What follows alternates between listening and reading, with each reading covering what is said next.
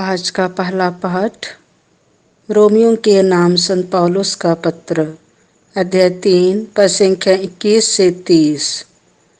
मनुष्य संहिता के कर्म करने द्वारा नहीं बल्कि विश्वास द्वारा पाप मुक्त हो जाता है। ईश्वर का मुक्ति विधान, जिसके विषय में मूसा की संहिता और नबियों ने साक्ष्य दिया था, अब संहिता से स्वतंत्र रूप में प्रकट किया गया है। वह मुक्ति यीशु मसीह में विश्वास करने से प्राप्त होती है। अब भेदभाव नहीं रहा। यह मुक्ति उन सबों के लिए है जो विश्वास करते हैं, क्योंकि सबों ने पाप किया और सब ईश्वर की महिमा से वंचित किए गए।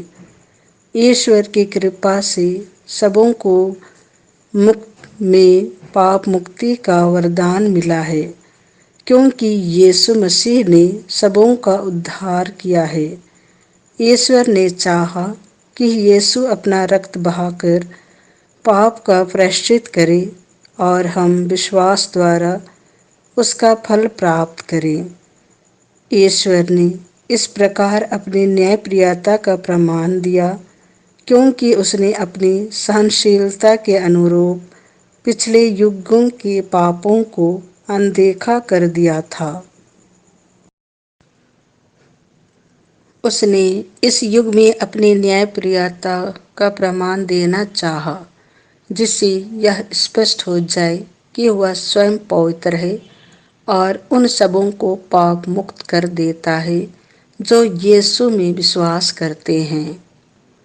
इसीलिए किसी को अपने पर गर्व करने का अधिकार नहीं रहा। किस विधान के कारण यह अधिकार जाता रहा? यह कर्मकांड के विधान के कारण नहीं हुआ, बल्कि विश्वास के विधान के कारण, क्योंकि हम मानते हैं कि संहिता के कर्मकांड द्वारा नहीं बल्कि विश्वास द्वारा मनुष्य पाप मुक्त होता है। क्या ईश्वर केवल यहूदियों का ईश्वर है? क्या वह गैर यहूदियों का ईश्वर नहीं? वह निश्चय ही गैर यहूदियों का भी ईश्वर है, क्योंकि केवल एक ही ईश्वर है जो खतने वालों को विश्वास द्वारा पाप मुक्त करेगा और उसी विश्वास द्वारा बेखतने लोगों को भी। यह प्रभु की वाणी है। संत लुकस के अनुसार पवित्र सुसमाचार, अध्याय 11, पद संख्या 47 से 54। हाबिल के रक्त से लेकर जकरियस के रक्त तक जितने नबियों का रक्त बहाया गया है, उसका हिसाब इस पीढ़ी को चुकाना पड़ेगा। प्रभु ने कहा, धिक्कार तुम लोगों को, क्योंकि तुम नबियों के लिए मकबरे बनवाते हो, जबकि तुम्हारे पूर्वजों ने उनको मार डाला है। इस प्रकार तुम अपने पूर्वजों के कर्मों की गवाही देते हो और उनसे सहमत भी हो, क्योंकि उन्होंने तो उनको मार डाला और तुम उनके मकबरे बनवाते हो। इस कारण ईश्वर की प्रज्ञा ने यह कहा है, मैं उनके पास नबियों और प्रेरितों को भेजूंगा। वे उनमें से कितनों को मार डालेंगे और कितनों पर अत्याचार करेंगे। इसीलिए संसार के आरंभ से कितने नबियों का रक्त बहाया गया है।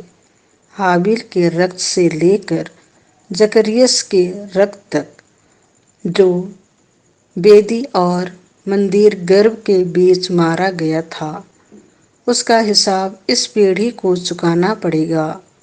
मैं तुमसे कहता हूँ, उसका हिसाब इसी पीढ़ी को चुकाना पड़ेगा।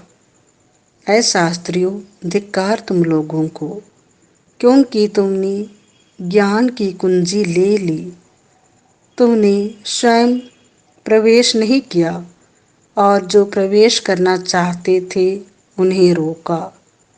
जब यीशु उस घर से निकले तो शास्त्री और फरीसी बुरी तरह उनके पीछे पड़ गए।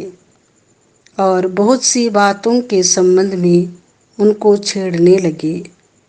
वे इस ताक में थे कि यीशु के किसी न किसी कथन में दोष निकाल लें। यह प्रभु का सुसमाचार है।